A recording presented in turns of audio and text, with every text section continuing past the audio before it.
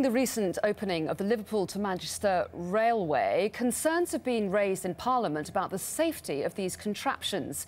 Mr. George Stephenson, the designer of the rocket, has defended his steam engine, which was recently responsible for the untimely death of the MP for Liverpool, William Huskisson.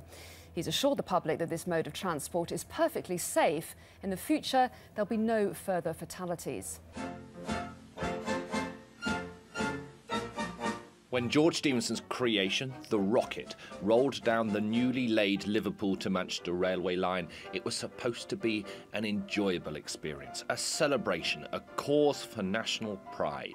There was much interest from the great and the good, for this was nothing less than a milestone in British engineering.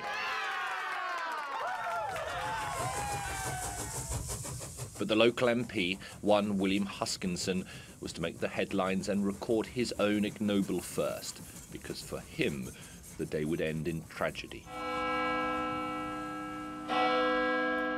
Ignoring the advice of railway workers, no doubt through blind enthusiasm and careless excitement, a number of people stepped down from their carriages and walked along the tracks.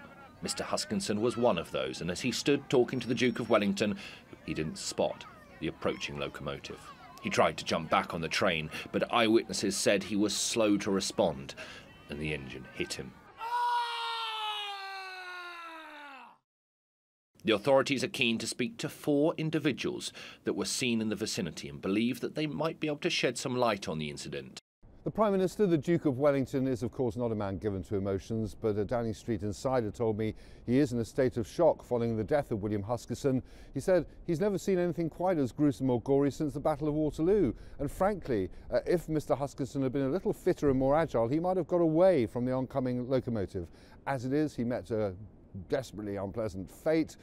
He will, of course, be remembered not only for storming out of the cabinet 2 years ago after a falling out with the Duke of Wellington over the issue of parliamentary reform, but he'll also be remembered as one of the architects of the British Empire and, of course, as a champion of the doctrine of free trade.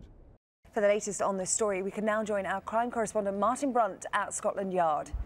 Detectives are already on the trail of those suspects. Frankly, they're grateful. This is the first decent case they've had since the Met was formed last year. In fact, they've been a little over-enthusiastic. One of the officers arrested the Prime Minister as the last person to see the victim alive. He was soon ruled out, but he's been detained over a little matter of parliamentary expenses. Anyway, if you've seen these suspects, please call... You can't do that yet. Just tell your local peeler. What a strange little story. However, we will continue to follow this and keep you informed. In particular, we'll be live at Alexandra Palace on the 14th of July for the most up-to-date news on any developments.